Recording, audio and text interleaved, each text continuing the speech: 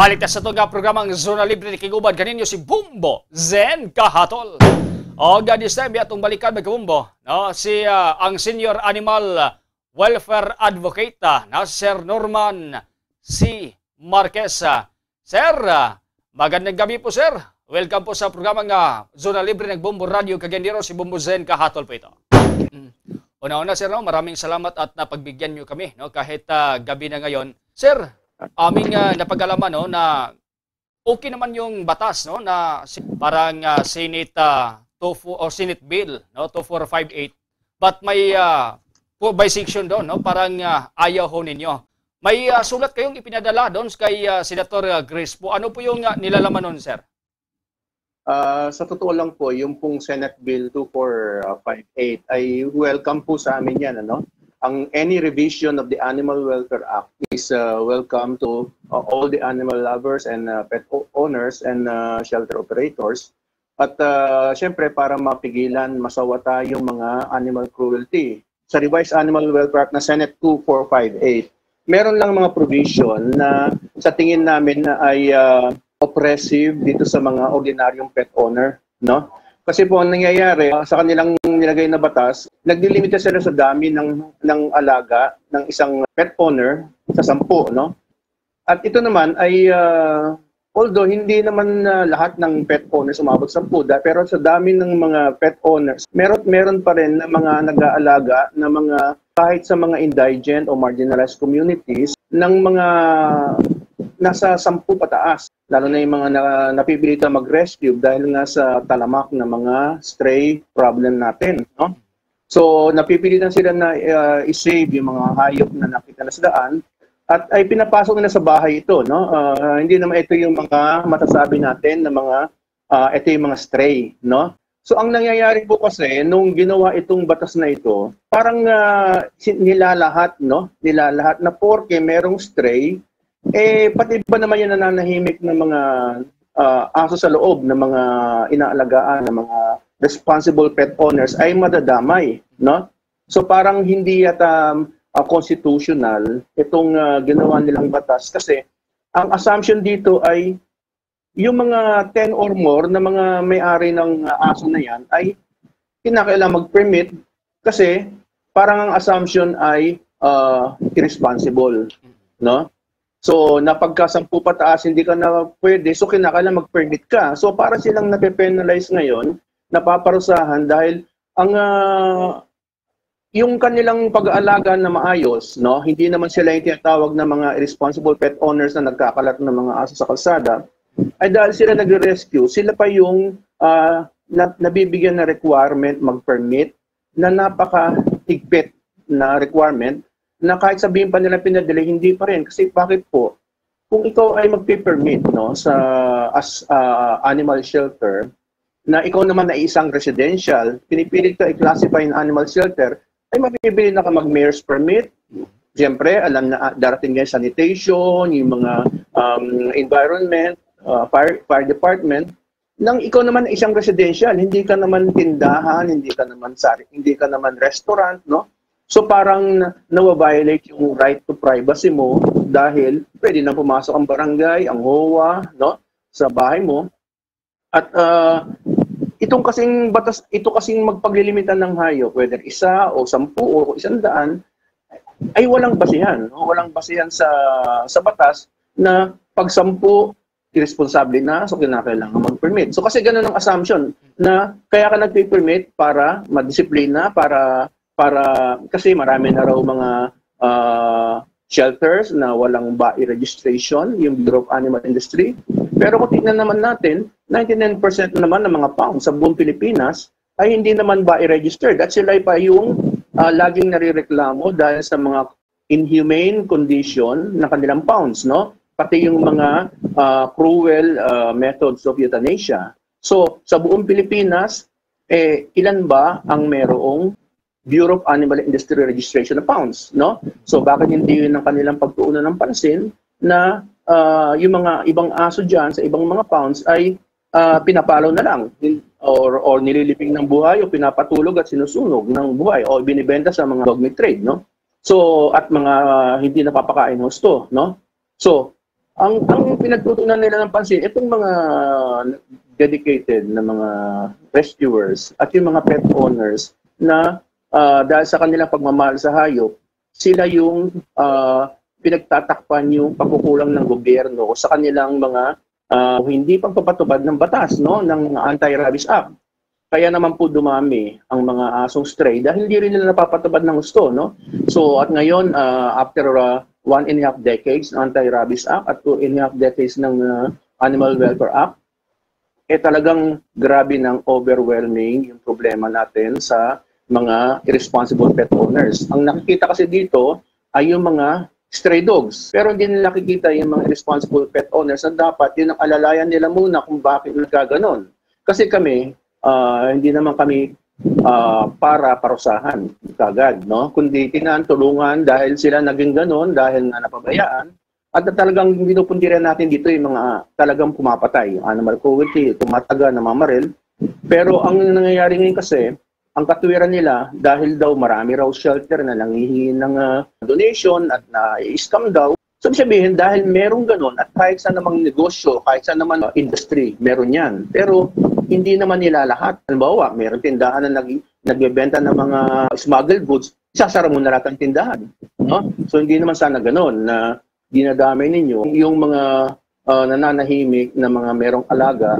Hindi naman namin sinasabi na 10. Kundi ang sinasabi daw, hindi dapat maglagay ng restriction ng walang due process. Na hindi yung arbitrarily, kukuha kayo ng number na 10, at okay, lahat ng 10 may permit. Alam niyo ba ibig sabihin yan? Pag may permit, siyempre kinakailangan mag-mayor's permit, mag-BIR. So isang simpleng tao na gusto lang mag-alaga, isang senior citizen, isang tindera na yung kanyang mga kasamang aso, katabi niyang matulog, nasa loob lang ng bahay niya, biglang hindi siya nakapag-comply sa batas, ay pwede siyang makulong ng 6 hanggang 12 buwan and or ma-penalize ng up to 10,000.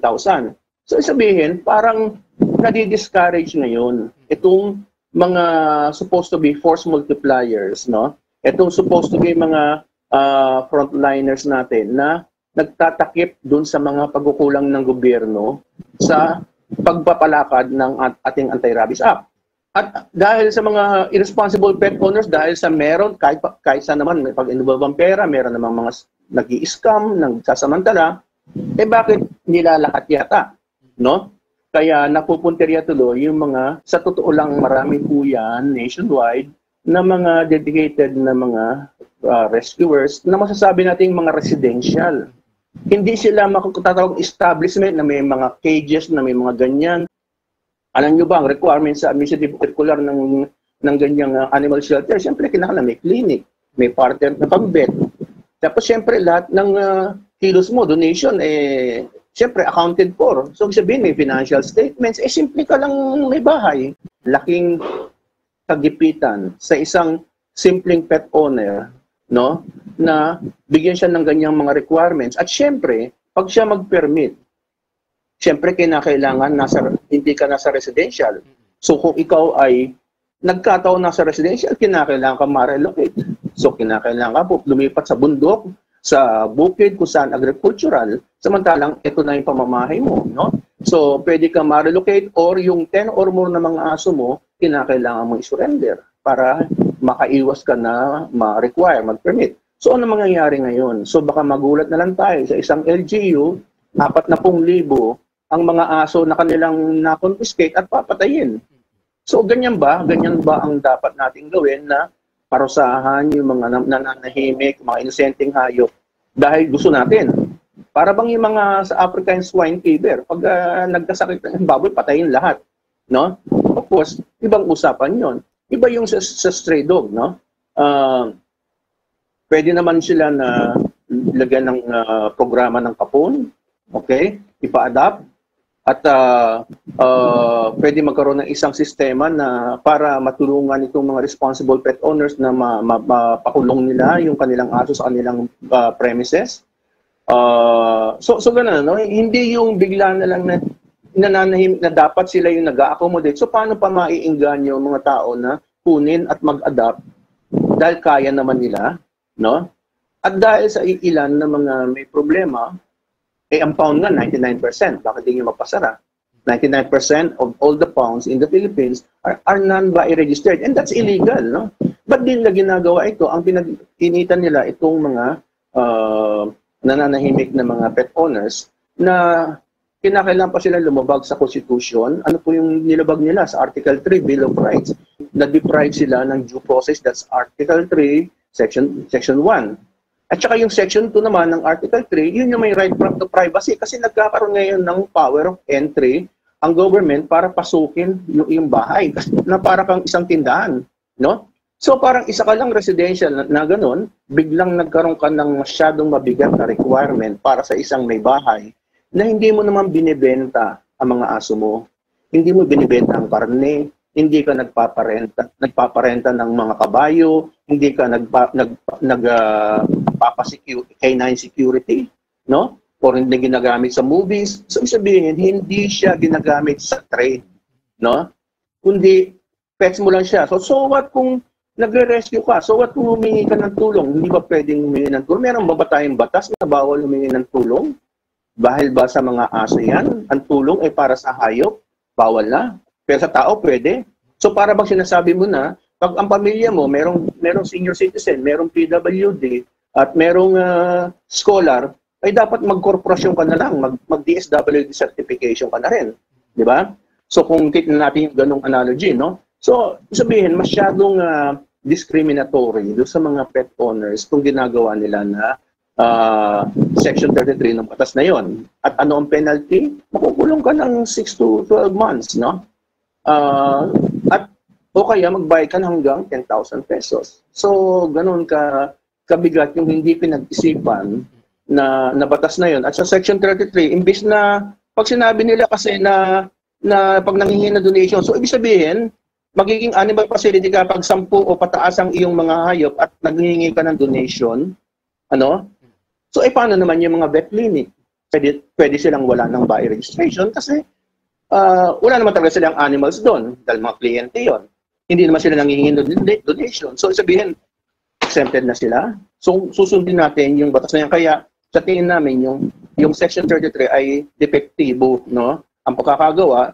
At nagtataka kami kung bakit dati naman ito ay pinasa ni Senator Raffy Tulfo nitong March 2023 as a bill, no? Ngayon napunta naman na October kay Senator Grace Poe. So in fairness, hindi yata itong mga senators na to ang nag-isip nito.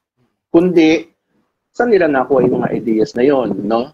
Na hindi naaayon sa mga hinaing ng mga ordinaryong pet owners. Hindi po tayo yung sasabi na po 10 o ano, kundi wala dapat na mga ganong restrictions sa pag-aalaga ng hayop kasi ang mangyayari yan, nagkakaproblema tayo, yung mga barangay nagkakaroon ng overzealous implementation na of the law, no? Hindi maintindihan.